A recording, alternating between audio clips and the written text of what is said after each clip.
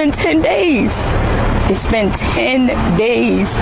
Where is she? Days of utter anxiety and anguish. I don't know anymore.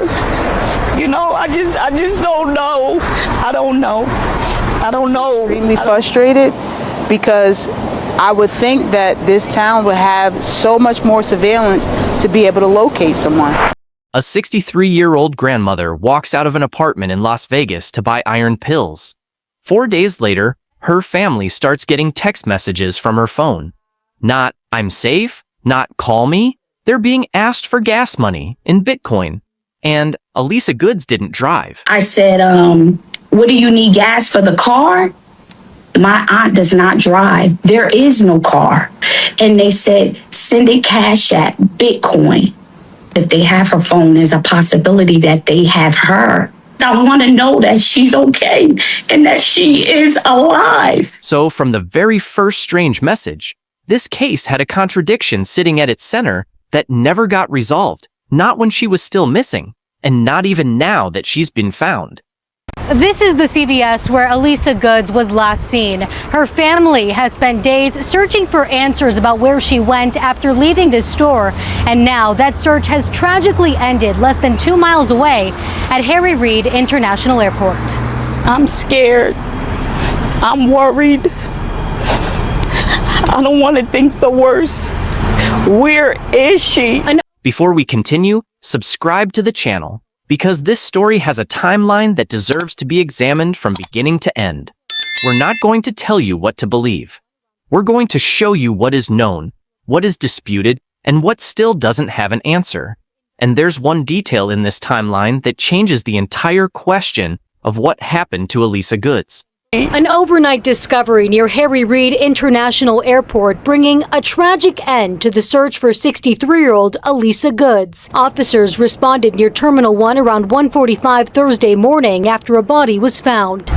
Our newsroom has also learned investigators found surveillance video from August 8th, the same day Goods disappeared, showing a woman believed to be Goods near the airport that afternoon. The discovery answers one question her family has been asking for nearly 2 weeks. Where is Alisa? But it raises several others about how and why she ended up at the airport. Goods disappeared on August 8th while visiting a longtime friend in Las Vegas. Her family says she left his home that afternoon and made it to this CVS near Paradise Road.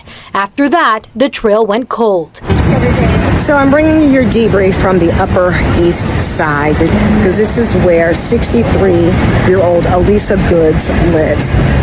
Fabulous African-American woman, retired from childcare, living her best life, fit, cute little salt and pepper hair, shortcut in Vegas, visiting a friend, went to CVS Saturday, August 8th, and never came back, just disappeared without a trace. I did just hear back from her daughter, Kristen, in Las Vegas, who just confirmed she made it to the CVS. So now we don't know what happened to Goods after that. First, Kristen went out there because they say for 10 days they really haven't gotten anything from the Las Vegas Police Department. So the friend she was staying with, she disappeared on the 8th. The person she was staying with didn't file the police report until the 10th. They didn't hear back from the police until the 14th. They told the family then she's not a priority. And then after that, they said on Sunday she's not a priority. So they feel like, you know, she's an African-American woman, she's missing, and they're not being taken seriously. And they're terrified because they're now also getting text messages and calls from somebody to ask her for Bitcoin.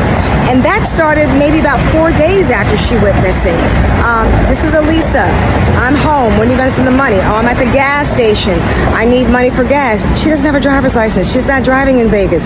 She doesn't have a rental car. What are they asking for money for? And the family kept saying things like, oh, let me talk to Kelly. There's nobody in the family named Kelly. Oh, why don't you call me right now? There's an emergency with mom. Her mother's deceased. So they're trying to send all of these things, and they know the person on the other end is not Alisa. And they say they're just trying to keep the lines of communication open so somebody can ping her phone and find out what's going on. They even got a phone call saying, hey, and it's like, I don't know if the voice was like AI digitized or something, but it was like, oh, hey, this is Alisa. I'm home. Did you send the money yet? Did you send the money yet? They haven't said anything. They've just been going back and forth. So 10 days, 63-year-old Alisa Goods has been missing. 6 of those days, they're getting phone calls and text messages saying, send me some Bitcoin. And she's just... Let's go back to the moment she walked out of that apartment. Alisa was staying with Roger John, a longtime friend she'd visited many times before. This wasn't unfamiliar territory for her. On the morning of August 8th, she left his apartment near Maryland Parkway and Tropicana. Roger watched her go down the stairs, told her he'd see her later. That was around 1:45 in the afternoon. She was headed to a CVS along Paradise Road and Harmon Avenue for iron pills. Her family says she was also seen at another nearby store, buying supplements and water, so we know she made it that far.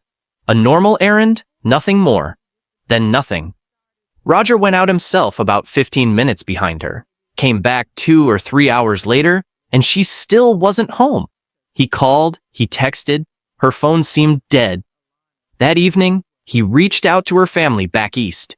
Here's the detail worth sitting with. Roger contacted the family the same night she vanished, but Alisa wasn't officially reported missing to police until 2 days later, on August 10th. For a woman this close to her family, that gap alone raises a question nobody has fully answered. We were told it wasn't a priority because she didn't have any mental disabilities and she wasn't structurally having any type of dementia or anything like that. The rise in these Bitcoin scams are absolutely rampant, and it's happening every single day. People are getting messages that, and some of them are blackmail and ransom messages, saying, hey, I have information about you. If you don't do X, Y, Z, I'm going to release that information, or I have your loved one. If you don't do X, Y, Z, if you don't send me Bitcoin or crypto to this account, something bad's going to happen. These are scam messages. There's professional networks overseas operating that are actively targeting people, actively targeting American citizens. So if you get a message like that, if you get anybody asking you for crypto, do not send it. August 12th. 4 days after Alisa disappeared, someone starts texting her family from her phone, asking for gas money in Bitcoin. That night, someone actually answered a call to her phone, a voice claiming to be Alisa, asking if they were going to send the money. Relatives who know her voice didn't recognize it. Her niece, Alana Calloway, tried testing the conversation, searching for anything only the real Alisa would know. This is the moment the case stopped being a simple missing person story. Someone had her phone, and someone was actively pretending to be her, while a terrified family tried to figure out if their mother was even still alive. For nearly 2 weeks, that's where things stood. Hospitals checked, morgues checked, jails checked, nothing. Then, in the early hours of August 20th, just before 2 in the morning, Las Vegas Metro Police got a call about a body in a drainage ditch near Wayne Newton Boulevard, close to the Terminal 1 parking garage at Harry Reid International Airport. It was Alisa. When police pulled surveillance footage from the airport area, they found something from August 8th, the same day she disappeared. It showed a woman confirmed to be Alisa falling down an embankment, getting back up, then collapsing. No further movement after that. Her location wasn't visible from the road. She had been down there unseen for 12 days. Here's what doesn't line up. Alisa left an apartment near Maryland Parkway and Tropicana to walk to a CVS on Paradise and Harmon. Neither of those places is anywhere near the airport. She didn't drive. She had no car, no rental, no documented ride. So how does a woman running out for iron pills end up collapsing near an airport terminal that same afternoon? That question doesn't have an official answer. The coroner's office has not released a cause or manner of death. All we know for certain is that the footage shows her alive and moving that day, right up until she wasn't. And that raises a second question that finding her body didn't answer. It sharpened it. If Alisa collapsed on August 8th and never moved again, who was texting her family on August 12th? Who picked up her phone and spoke to her niece 4 days after she was already gone? Either someone knew what happened to her and used her phone anyway, or someone found that phone somewhere along the way and decided to try to profit off a family in crisis. Neither possibility has been explained. Police haven't named a suspect in that part of the case at all. They believe that she took a bus to a store near Paradise and Flamingo, picking up a few items like magnesium pills and water. She visited a CVS in the Las Vegas area. I did not see the CVS footage myself, but I was privy to some of the footage by talking to the CVS manager that she was there. But after that visit, they say the trail went cold. And from that little trip, her friend learned that she did not come back as she said she would. Goods' family says her male friend realized she was missing that evening when she didn't return and immediately notified her family before filing an official report 2 days later. While initial questions arose, the family stresses he is not a suspect. To us, he is not a threat, and he's also been cleared by the police.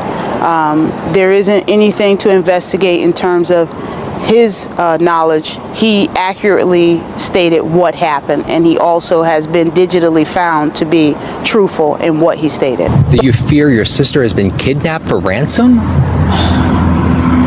Yes, but we don't have any money. In multiple family statements, she left Roger's apartment on August 8th, was seen at nearby stores, was reported missing on August 10th, and her family received Bitcoin demanding texts from her phone starting August 12th. Her body was found August 20th in a drainage ditch near the airport.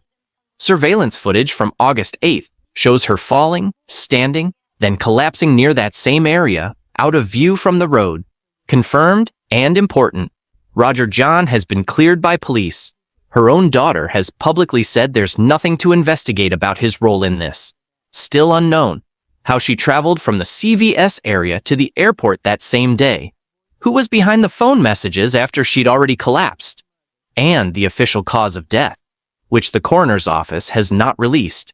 That's the honest state of this case right now. Not rumor, not speculation dressed up as fact. Just what's confirmed and what's still genuinely open. Underneath all of it is a woman her family describes as the kind of person who lit up a room, a grandmother of 5, someone her daughter Kristen flew across the country for, someone her niece Alana fought to reach on a phone that wasn't really hers anymore.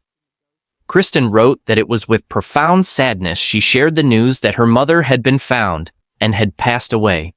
Alana said the family's hearts were broken, that they'd been notified their aunt was found, but not the way anyone wanted. Finding her didn't end this story. It just changed the questions. How she got from a pharmacy run to an airport embankment. Who was on the other end of that phone 4 days after she could no longer answer it herself? Those questions belong to the investigators now, and to a family still waiting for something that actually explains what happened to the woman they lost. If this case has kept you thinking the way it's kept so many others thinking, make sure you're subscribed to this channel, because we'll be following every update as it develops. And there are clearly more answers still to come.